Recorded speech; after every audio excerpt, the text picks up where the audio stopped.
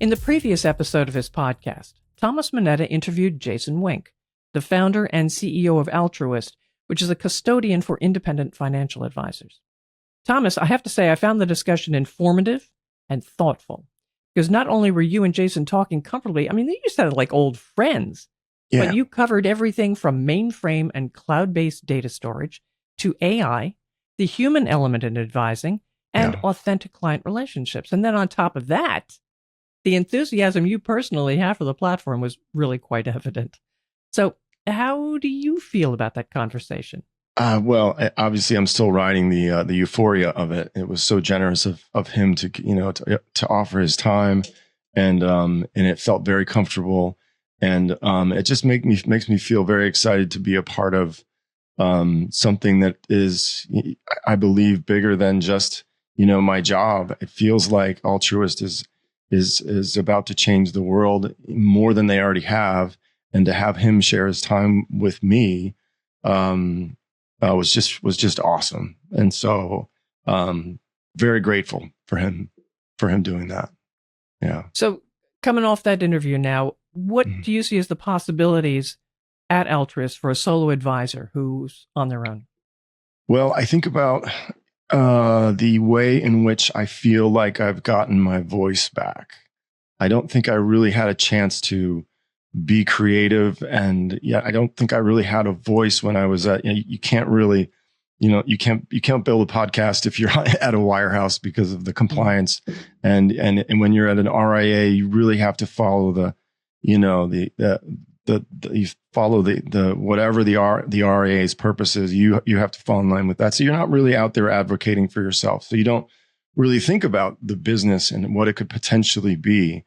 And for me, ever since I've joined Altruist, and especially after talking to Jason about what's coming, I think that the opportunity for an independent owner like myself, who is on the Altruist platform and is trying to do the right thing and has alignment and all the things we talked about before, the opportunity for them to build a business that formerly would have been out of reach. It's, when you have a practice like I do, and I have, I'm pushing up against 100 million in assets. And if I double that, my time will be stretched to the point where maybe the service gets diminished. And so that's when you begin to consider hiring people to help you, to get a junior advisor, or you have support staff that can help you do that. What's happening at Altruist, and what's going to become reality within the next 24 months, is that the AI models that are embedded in it, the vertical API that we talked about in the interview, and then model context protocol, which is kind of the quarterback for the whole thing, will allow an independent advisor, a solo advisor, to scale his practice up to, say, $1 billion and not have to hire someone, which is remarkable, because you're talking about the earnings potential for that is so much more than what you could get if you were an employee at an RIA, or if you were a wirehouse broker, or if you were if you had a team of people. You could do it. You can do it all yourself. And so that incentive to do that, and to help people, without hurting them, which is what we've been talking about since the beginning, means that you can have this really robust and healthy practice and earn an income that was formerly out of reach. And there are things that happen beyond that I'm really excited about as well. Well, talking about beyond that, you and Jason were really talking about Altruist as being a work in progress. Mm-hmm. So where do you see that going in 18 to 24 months for you as an advisor? Okay, so for me, now the goal for me is, okay, is it possible for me to become that, say, $1 billion advisor? I don't know, but it's a target that I never even considered before. And so they have an AI assistant called Hazel, and they're going to start bringing on paraplanners, and then they're going to have things that can talk to different parts of your tech stack and help you, administer to your practice. And that's all coming online in the next 18 to 24 months. And so that work in progress is something that right now only they can do. because you'll see these big institutions like Schwab and Fidelity, and as we discussed, they have a different tech. Their tech is kind of horizontally layered as opposed to vertically integrated, and so being on the platform that's going to allow for all of these things to happen is really exciting because it's coming in layers. It's not all at once. So as they bring it on, everybody's learning in real time, and it's something that you won't see at the other institutions. So I think it's a great feeling to feel like I'm kind of ahead of the curve a little bit. So yeah, and you just mentioned something that came to mind too: the learning. How is the learning curve on these new additions? Well, I'm not young. So this is all brand new to me, and I'm learning it in real time. And as I've mentioned before, my exposure to ChatGPT only goes back to the beginning of this year, and now it's everywhere. It's just like, they said it was going to be everywhere, and it is everywhere, and it's getting more powerful all the time. And so all of the tools that will be embedded in and they'll be added to the Altruist platform, I think will feel the same way. It's like a promise that it's coming, and then before you know it, it's reality. It's there. So it's exciting to be a part of that, and I think that the goal for me obviously is to scale up to a point where I can't, where I get to that point where formerly I would hire someone, but now those tools are a reality, and they're helping me extend that growth path by myself. And do it in a way that I'm not sacrificing service. So, and any stories about how you've been learning about, you've tripped or you've suddenly had that aha moment? I would say that as there have been parts of the whatever you call your tech stack that I've tried out that haven't worked out, and then there are others that are that are much more powerful than I thought they would be. For instance, Holistiplan is the tax planning software that we covered in an earlier episode. And it's becoming so much more powerful because of the ability for it to interpret taxes and multiple tax returns at the same time and give you this output that you have in seconds. It's in seconds, and the client can see that. And so I recently had a prospect, this is last week, and he shared with me his tax returns, and he's not a client yet. But I was able to show him before our first meeting some of the things that he should be thinking about in his taxes, and it was all done for me in a second. Like he gave me the returns through a secure sharing file site, and then I uploaded them to a Holistiplan, and then in seconds I had these reports, and I shared them with him, and he was blown away. He thought, wow, I've never seen anything like that. And I think that's those are the kind of things that I think will happen more and more often. You mentioned $1 billion. That's quite a goal. Mm-hmm. And if you were to get there and you were the first, yeah, what would you do to change the industry? Obviously for the better. Yeah. What do you think you would do to change things? So this is where it gets even more exciting for me, because if I were to even get close to that number, I think I would feel the stress that I formerly would have felt at 200 million. Fair. Right? I'm kind of maxing out. And so I have an opportunity to do something where I could maybe change the industry altogether. I could hire someone that's 25 years old, fresh out of graduate school, right? And have them sign a 5-year contract to work with me. And in those 5 years, I teach them everything about the business that I know. I pay them really well. I teach them how to run the business, to use the Altruist tools, the platform itself. They understand the importance of doing the right thing every day and helping people without hurting them. And after those 5 years are up, I seed them with $100 million and let them go out and build their own independent practice on their own. And they scale up to $1 billion, and they do the same thing that I did. And so I have kind of, and every single year I would hire another junior advisor. So I always have people on staff that are helping me scale beyond 1 billion. So now I'm building a much bigger practice. I'm bringing on junior advisors, but the goal is not to have them become employees where I give them equity.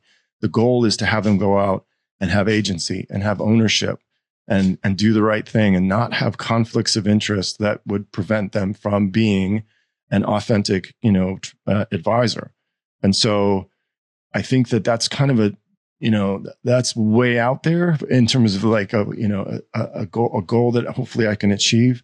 But the way that you get into this business is there is no clear path for people that are young to get into the business and do the right thing.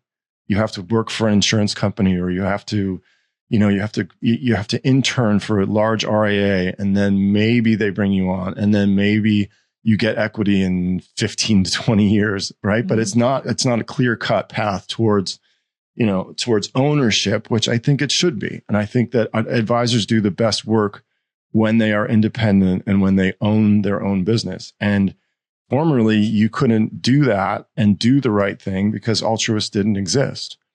Now you can, and now there's maybe this other, something else down the road that is a second, third order effect of Altruist, where you're building a pipeline of advisors that are really doing the right thing and helping people. So, have you talked to other advisors about this, and what do they say? What's the feedback? Well, I mean, good luck getting to $1 billion is what they always say. Right? Talk to me when you're at $1 billion. But yeah, so I don't think that I don't think that a lot of advisors are putting it all together. Like, I hadn't heard of model context protocol 2 weeks ago, and I had no idea. And now I can't stop looking and trying to learn more about it all the time. And it didn't even exist a year ago. That was a creation of Anthropic in November of last year. So the idea maybe we should define that. I actually made a note on that. That's access for AI to your platforms. Yeah. So yes. So model context protocol is what it will, you have all of these learning language models like ChatGPT, but it actually talks to the LLMs and then can take action on it for you. So if if you wanted to book a flight and you use ChatGPT, it gives you like 4 options, right? It'll sort of give you, or whatever the current, but it won't actually book the flight for you. And so MCP will allow you to the tasks can be handled so that you don't have to, which frees up time for you. And then, and I'm not really clear on it, but I think the goal is to also have it almost act like you, because the more you interact with the ChatGPT, the more it understands you. It has like a fully formed kind of opinion of you. And so when all of this becomes much more fully formed, it can act on your behalf as if it's you, and it almost sounds like you. So it's answering emails for you, it's scheduling appointments for you, and in a way that almost feels like it's you, right? Which is crazy, but that's one of the things that I'm trying to still wrap my head around. But that's also a part of why it makes it possible for you to scale up to that, those larger numbers by yourself, because for all outward appearances, it looks like you, but it's just the model that's working for you. One thing I'm hearing is all by yourself. And yes, you're talking about bringing in junior advisors, but all by yourself. Yeah. Doesn't that get lonely? I would think, honestly, I think that would be that, there's so much interaction now through, social media, through all different channels that we didn't do before. And of course that can, not be a good thing, but you feel we're all so connected now in a way. True. And I think that the reason why that independence is so alluring to me is because you're free from answering to anyone other than your clients. Like, your clients are just they're the most important thing. And you don't have to think about your, the team that you're working for, or the RIA that you're an employee of. And it just gives you the kind of freedom to always do the right thing and never even have to think about anything other than the best outcomes for your clients. It's so clear cut when you're independent. So, and of course, if you're getting to the point where you have like 300 or 400 clients, then you're never going to be lonely. Valid point. Yeah. Okay. Absolutely. All right. The growth plans are inspiring. And I can see it happening. Yeah. What kind of legacy would you want for your firm if you were to able to do this? Well, originally, when we first began this podcast series, there was this talk. We talked about legacy being helping people, like all of these stories that I had of helping these clients of mine in ways that I never could have before, and they were seeing a side of me that they never saw before because I had changed, and so I went from it being a very transactional job to now it being very, I'm very close to my clients in a much different way, and I'm helping them. And that was originally, we talked about that being my legacy.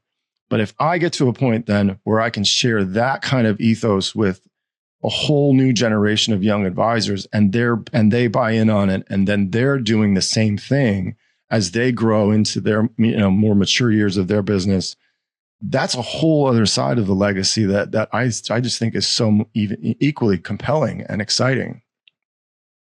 And where would you hope they would take it? Well, obviously I hope that they would take it, they would take, if they're 30 years old and they're given $100 million in client assets, which, they've been working with for 5 years. So they know the clients, and then they take that momentum and they build their firm to $1 billion, and then they hire 25-year-olds who do the same thing. And it's this virtuous, this self-perpetuating cycle that, you're helping the next generation of advisors do the right thing. And that is just so exciting because I came from a world where that wasn't even close to what you were treated like when you came into the business. They brought you into a training session and they said, look to your left, look to your right.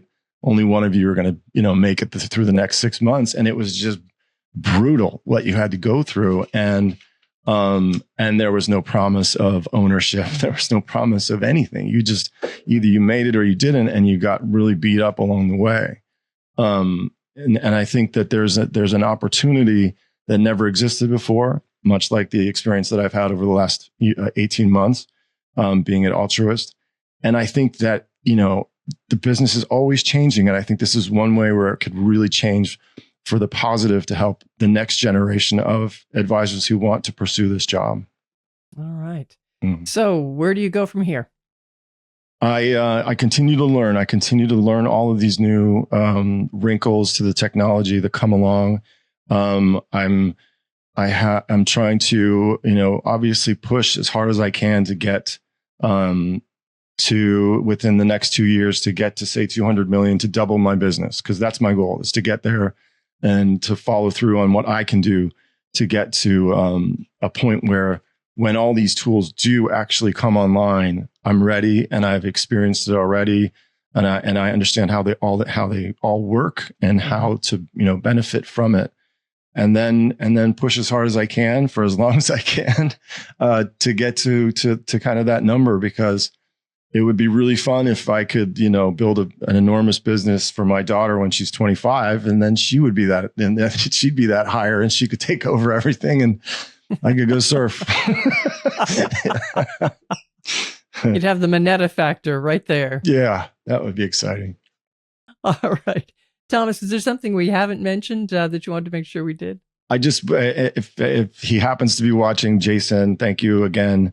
I'm so very grateful that you took the time, and it makes a difference. And when you say you're going to pay it forward, you mean it, and you did it. And so thank you for doing that. All right. Well, how can people reach you, Thomas? You can find me on my website, www.manettawealth.com. You can email me at thomas@manettawealth.com. There's a YouTube channel for this podcast, Behind the Curtain Finance. Please check it out and subscribe. And if you want to call me, you can. 415-640-2121. All right. Be sure to like and follow and share this podcast. And we do hope you'll be back with us again. I'm Patrice Sikora. Thanks for being with us. Thank you for listening to Behind the Curtain Finance. Click the follow button to be notified when new episodes become available. Visit our website at www.manettawealth.com or give us a call at 415-640-2121. The information covered and posted represents the views and opinions of the guest and does not necessarily represent the views or opinions of Manetta Wealth. The content has been made available for informational and educational purposes only. The content is not intended to be a substitute for professional investing advice. Always seek the advice of your financial advisor or other qualified financial service provider with any questions you may have regarding your investment planning.